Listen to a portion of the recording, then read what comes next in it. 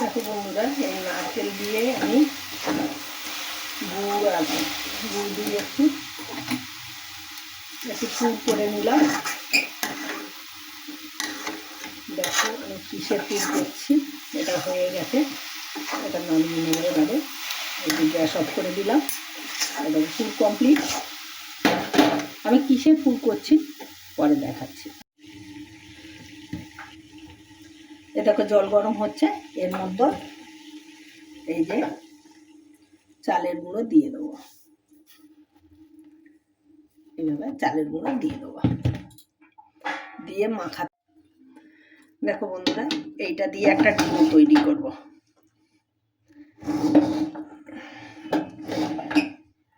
এটা দিয়ে একটা ডো তৈরি করে নেব। বন্ধুরা, এই দেখো মাখা করা হয়ে গেছে, এই যে দলা করে নিয়েছে।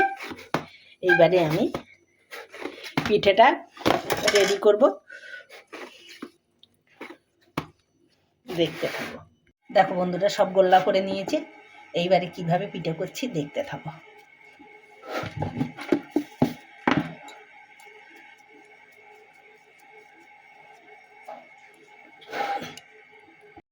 দেখো বন্ধুরা, এই দেখো, এই যে নারকেল দিলাম, নারকেল দিয়ে এই যে মুখটা আটকে দিলাম, দেখতে পাচ্ছ?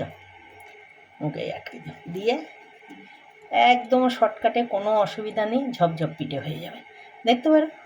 এই দেখো ডিজাইন দিয়ে এইভাবে সমস্ত পিঠেটা রেডি করে নেবো। এই দেখো বন্ধুরা, এই সমস্ত পিঠে রেডি করে নিয়েছি। এবারে গ্যাসের ধারে চলে যাচ্ছি। এই দেখো দুধের মধ্যে চিনি দিয়েছি। এই যে এই চিনিটা গলে গেলে, দুধটা ফুটে উঠলে একটু এলাচ গুঁড়ো দিয়ে দিলাম। এটা ভালো করে ফুটে উঠলে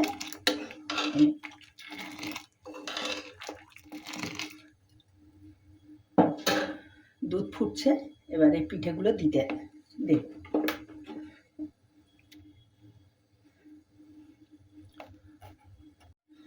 দেখো সমস্ত পিঠে দিয়ে দিয়েছে। এবারে গ্যাসটা জোরে দিলাম, একটু ফুটে উঠলে ঢেকে দেব।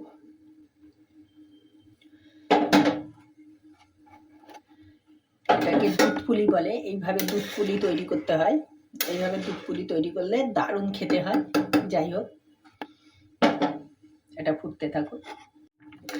দেখো বন্ধুরা, এই যে দুধ পুলি হয়ে গেছে আমার, এবারে আমি নামিয়ে নেবো। এই দেখো গ্যাস অফ করে দেবো। এটা চিনি দিয়ে আর দুধ দিয়ে ফুটিয়ে নিলাম, হয়ে গেছে। দেখো বন্ধুরা, এই যে দুধ পুলি, এই যে তোমাদের পছন্দ হয়েছে? যদি পছন্দ হয় তাহলে একটা লাইক কমেন্ট করে দিও। টাটা বন্ধুরা, তোমরা সবাই ভালো থেকো।